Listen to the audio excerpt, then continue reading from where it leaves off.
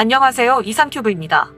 나고르노카라바흐 분쟁에서 활약한 터키와 이스라엘제 무인 항공기에 대해 러시아제 전자전 장비가 효과를 발휘했는지에 대한 주목할 만한 발언이 나와 주목되고 있습니다. 나고르노카라바흐 분쟁에서 아제르바이잔이 승리한 원인 중 하나로 터키 및 이스라엘제 무인 항공기를 꼽고 있으나 분쟁 당사자인 아르메니아의 파시냔 총리는 러시아에서 4,200만 달러에 구입한 안티드론 시스템인 레펠렌트1은 아제르바이잔이 사용한 UAV에 전혀 역할을 하지 않았다고 해외 군사 전문 매체인 디펜스월드는 보도했습니다. 아르메니아가 2017년에 러시아로부터 구입한 안티드론 시스템 레펠렌트1은 이동식과 고정식의 두 가지 버전이 있습니다.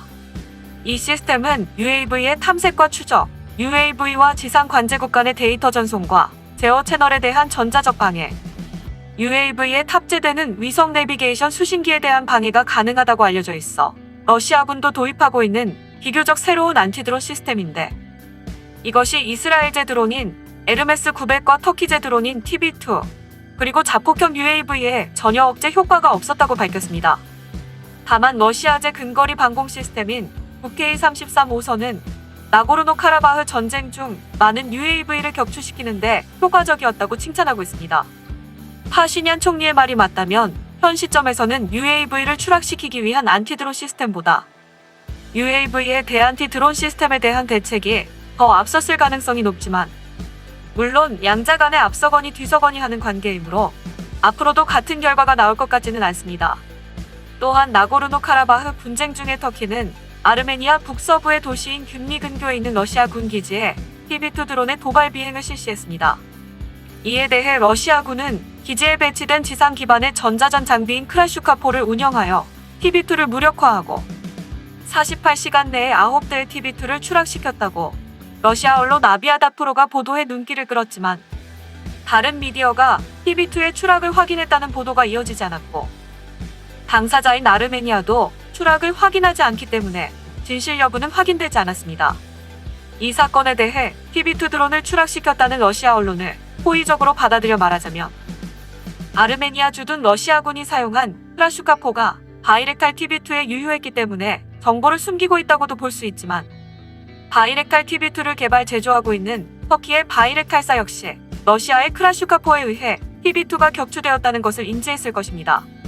때문에 터키는 크라슈카포에 대응할 수 있는 드론을 업그레이드할 수 있기 때문에 양쪽 누구에게나 정보를 주고 있는 것입니다. 하지만 다르게 생각하면 러시아는 48시간 만에 9대의 바이렉탈 TB2를 추락시킬 수 있었다라고 선전하여 러시아제 안티드론 시스템의 우수성을 어필하여 크라슈카포의 수출에 활용하는 것은 아닐까라는 생각도 듭니다. 이러한 이유로 외신에서는 러시아군이 크라슈카포를 사용해 바이렉탈 TB2를 9대 격추시켰다는 아비아다프로의 주장이 의심스럽다고 보도한 적도 있습니다. 물론 안티드론 시스템이 전혀 쓸모없다고는 생각되지 않지만, 적은 전자정보를 수집하여 전자전 장비의 성능을 분석하고 충분한 대책이 강구된 단계에서 드론 공격을 감행할 타이밍을 선택할 수 있기 때문에 물리적인 요격수법과 병용해 UAV 대책을 다중화하는 것이 UAV에 의한 공격을 억제하는 데 중요할 것입니다. 다음은 우리나라의 군수산업과 많은 연관이 있는 인도네시아 소식을 전해드리겠습니다. 인도네시아는 국내 경제 악화를 이유로 우리나라와 공동 개발 중인 차기 전투기 KF-X 개발 비용 지불을 2년 가까이 중단했으며, 또한 최근에는 우리나라로부터 잠수함을 도입하는 사업도 취소한다는 소식이 들리고 있습니다. 하지만 인도네시아 국방 예산은 10년 전과 비교해 2배 이상의 증가세를 보이고 있으며, 2021년 국방 예산은 전년 대비 16.2% 늘어 약 92억 달러로 책정돼 이 수요를 겨냥해 많은 나라가 인도네시아 시장 진출을 노리고 있습니다. 과거 인도네시아는 동티모르 문제로 서방에서부터 무기 금수 조치가 부과된 영향으로 러시아와 터키, 한국과 같은 나라로부터 방위 장비를 조달해왔지만, 인도네시아의 국방 예산이 대폭 늘어나자 서방의 방위 산업은 인도네시아 시장에 다시 진입하기 위해 많은 제안을 하고 있습니다. 미국은 F-16V를 제안했고, 프랑스는 나팔과 스콜피언급 잠수함을 판매 중이며, 일본은 호위함 8척을 판매 중입니다. 여기에 우크라이나가 인도네시아 방위 장비 시장에 진입하기 위해 두 나라는 양해각서를 체결했다고 우크라이나 언론이 보도했습니다. 우크라이나와 인도네시아 국방당국이 지난 25일 체결한 양해각서에는 우크라이나가 인도네시아에 방위 장비를 공급하는 항목이 포함된 것으로 알려졌습니다. 인도네시아가 관심을 갖고 있는 우크라이나제 방위 장비는 세 가지가 있습니다. 첫 번째는 시스키밍 기능을 갖춘 지대함 미사일 넵튠입니다. 이 미사일은 사거리가 280km이며 수면으로부터 10m 이내로 마하 0.7의 속도로 접근하기 때문에 이 미사일이 접근하는 것을 포착하기 어려운 것이 특징입니다. 두 번째는 러시아제 방공 시스템 S-300에 사용된 레이더 기술을 개발한 우크라이나 업체가 새로 개발한 모바일 레이더 90K615.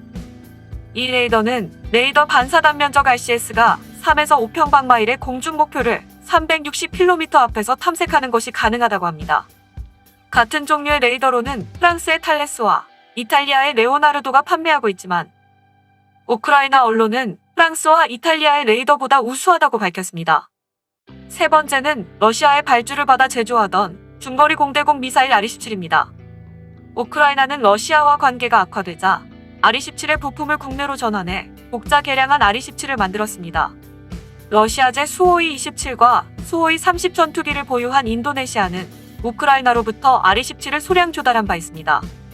이 R-27의 계속적인 조달에 인도네시아는 관심을 보이고 있다고 우크라이나 언론이 보도했습니다. 다만 이번 각서에 포함된 방위 장비는 구입 계약을 체결하지 않았기 때문에 어디까지나 도입만을 위한 논의만을 약속했을 뿐입니다. 하지만 인도네시아 국방당국이 뭘 원하는지 알 수 있는 귀중한 정보여서 매우 흥미롭습니다. 인도네시아의 인구는 2억 6천만 명으로 경제는 계속 성장 중입니다. 인도네시아는 경제 성장과 더불어 국방 예산도 폭발적으로 증가하고 있으나 아직 각종 무기를 개발하기 위한 기반 기술이 부족하여 대부분의 무기를 외국에서 수입하고 있습니다. 이처럼 엄청난 잠재력을 가진 인도네시아의 군수산업에 서방의 군수업체들이 이 시장을 놓칠 리가 없습니다. 프랑스는 기술 이전을 미끼로 한국을 대신해 전투기와 잠수함을 수출을 인도네시아와 논의 중입니다. 조코 위도도 대통령과 최근 두 차례 대선에서 맞붙었던 프라보어 국방부 장관은 수하르토 전 대통령의 사위로서 1997년에서 1998년 수하르토 정권 붕괴와 동티모르 독립운동 과정에서 인권유린을 저지른 혐의로 미국 입국이 금지됐었습니다. 미국은 22년 만에 프라보어 장관이 미국 땅을 밟을 수 있도록 초청했으며 프라보어 장관은 이에 화답하려 하듯 미국에 방문하여 미국제 무기에 관심을 보였습니다. 프라보어 장관은 미국의 CH-47 치누크 헬리콥터와 MV-22 오스프리 수직이 착륙기, F-16 전투기와 F-15 이글 전투기, F-35 라이트닝2 전투기 등의 구매에 관심을 보인 것으로 전해졌으나 이에 관한 공식 발표는 없었습니다.